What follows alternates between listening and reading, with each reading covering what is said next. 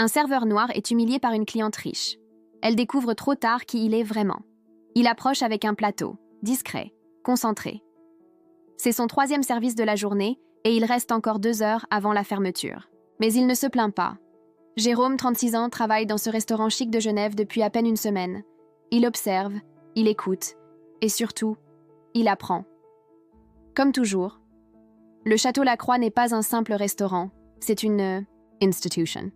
Une adresse que les guides gastronomiques mentionnent avec révérence. Les lustres en cristal projettent une lumière douce sur les murs ornés de tableaux de maîtres. La clientèle murmure plus qu'elle ne parle. Jérôme s'incline légèrement pour déposer une assiette devant un homme d'affaires. « Voici votre risotto aux truffes blanches, monsieur. Bon appétit !» L'homme hoche la tête sans même le regarder. Jérôme s'y est habitué. L'invisibilité a ses avantages quand on veut observer. Antoine, le maître d'hôtel, lui fait signe depuis le bar. À 52 ans, il a passé 3 décennies à servir l'élite genevoise. Table 9, Jérôme. Madame Van Richten. Sois prudent. Son regard en dit long. Je connais la réputation, répond simplement Jérôme. Ce soir-là, une cliente en robe de soirée rouge vif claque des doigts dès qu'il passe à proximité. « Vous pouvez essuyer cette table ? J'ai vu une tache. Je ne mange pas au milieu des microbes. » Sa voix perce l'ambiance tamisée.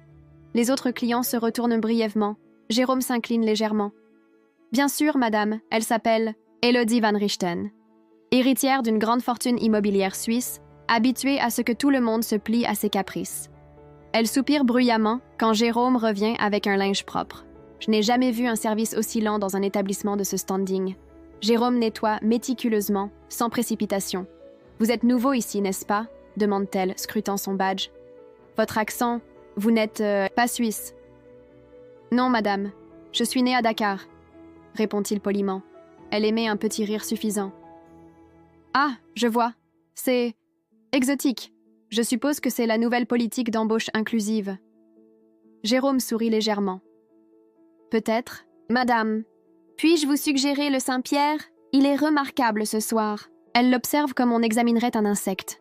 « Vous semblez bien informée pour un serveur. » « Je m'intéresse à la gastronomie, madame. » Une sonnerie de téléphone interrompt leur échange.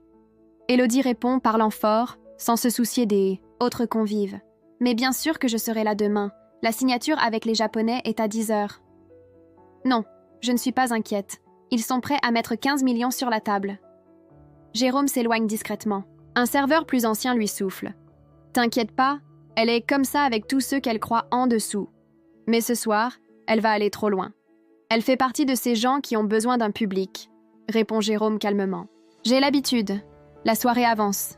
Élodie devient de plus en plus exigeante. Elle renvoie son entrée, estimant que la sauce est trop acide. Elle critique la température du vin. À chaque fois, Jérôme s'exécute avec une politesse imperturbable qui semble l'irriter davantage. À la table voisine, un couple âgé observe la scène avec malaise. La dame murmure à son époux « Cette femme est insupportable. Je ne comprends pas pourquoi le personnel tolère ça. » Le moment de trop arrive au dessert. « Vous, le serveur, venez ici !» Jérôme s'approche, sans hâte. Elle lève son téléphone et prend une photo de lui. « Je vais envoyer ça au propriétaire. Je veux que vous soyez renvoyé. Ce genre de profil n'a rien à faire dans un endroit comme celui-ci. » Antoine, depuis son poste, fait mine d'intervenir, mais Jérôme lui fait un signe discret de la main. « Laisse-moi gérer. » La salle se fige. Jérôme ne dit rien. Son regard reste calme. Il ne hausse pas la voix. Il ne tremble pas. Il se contente de répondre, d'un ton égal. « Très bien, je vais appeler le propriétaire. Il sera ravi de vous répondre. » Madame Van Richten, Élodie rit. « Et vous croyez que le patron va écouter un serveur comme vous ? Vous ne savez pas qui je suis. Je connais personnellement Monsieur Lacroix depuis 20 ans. Monsieur Lacroix a vendu le restaurant. »« Il y a 2 semaines, madame, » répond calmement Jérôme. « Mais vous avez raison, il faut appeler le propriétaire. » Jérôme décroche son téléphone. Il compose un numéro. Attend 2 secondes, puis tend le combiné à Élodie. « C'est pour vous. » Elle hésite, puis prend l'appel. La voix à l'autre, boue et claire, posée, autoritaire. « Madame Van Richten, je vous remercie de fréquenter notre établissement. Mais ce que vous ignorez, c'est que l'homme que vous insultez est Jérôme Sissoko, le nouvel investisseur majoritaire de ce restaurant. Il a racheté 60% des parts il y a 2 semaines. et il m'a demandé de l'engager incognito pour observer notre clientèle. Félicitations. Vous êtes la dernière personne qu'il aura vue avant de décider s'il continue à financer cet endroit. Ou pas. Le silence. Total. Élodie devient livide. Elle repose le téléphone. Jérôme la regarde. Il ne dit rien. Il n'en a pas besoin. Je ne savais pas, balbutie-t-elle, son arrogance soudain évanouie. J'espère que le dessert était à votre goût, conclut-il en tournant les talons. Dans la cuisine, l'équipe observe la scène par le hublot de la porte battante. Le chef, François, habituellement impassible, esquisse un sourire. « Ça fait des années que je rêvais de voir ça », murmure-t-il. « Elle terrorise mon personnel depuis trop longtemps. » Plus tard, quand le restaurant se vide, Jérôme retire sa veste de serveur. Il la plie soigneusement et la range dans son casier. Antoine s'approche, un verre de cognac à la main. « Tu n'étais pas obligé de faire ça, tu sais, » dit le maître d'hôtel. « Jouer au serveur pendant 1 semaine. Tu aurais pu simplement venir en tant que patron. » Jérôme accepte le verre. Comment aurais-je compris ce qui se passe réellement? Ici, les problèmes, les forces, les faiblesses. On ne voit pas les mêmes choses du haut de la pyramide. Et tu as vu ce que tu voulais? Plus encore, sourit Jérôme. J'ai vu une équipe qui mérite mieux que des clients comme Élodie Van Richten. Le lendemain, le restaurant publie une déclaration. Un nouveau code de conduite, une charte de respect pour le personnel et un message signé Jérôme Sissoko.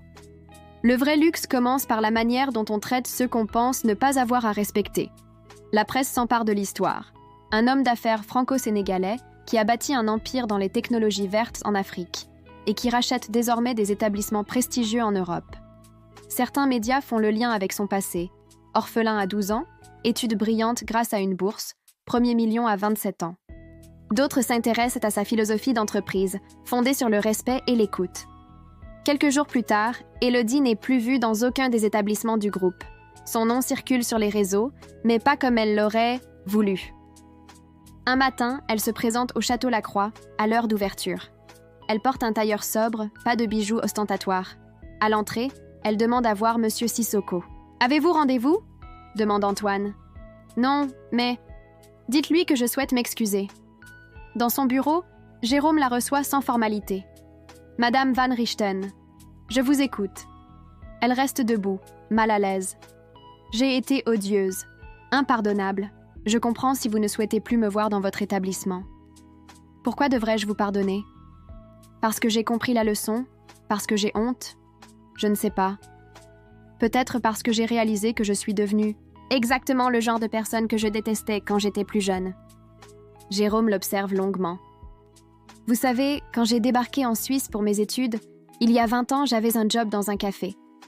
Un jour, une femme m'a humiliée devant tout le monde parce que j'avais renversé quelques gouttes de café sur la table. Cette nuit-là, j'ai promis que je changerais les choses à ma façon. » Il se lève. « Je ne vous interdis pas l'accès à mon restaurant, Madame Van Richten, mais je vous propose un défi.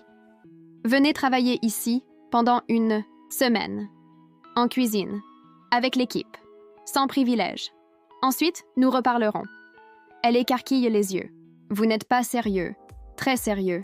C'est à prendre ou à laisser. » Et Jérôme, il continue à investir, discrètement, stratégiquement. Il sait que la meilleure manière de changer les choses, ce n'est pas en criant, mais en observant, et en frappant là où ça compte, le pouvoir et le respect.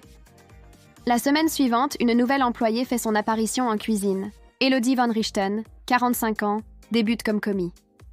Les mains dans l'eau de vaisselle, elle découvre un monde qu'elle n'avait jamais pris le temps de voir. Et chaque soir, quand elle rentre chez elle épuisée, elle se surprend à ressentir quelque chose d'inattendu, du respect, pour ceux qui travaillent dans l'ombre, pour rendre possible le luxe des autres.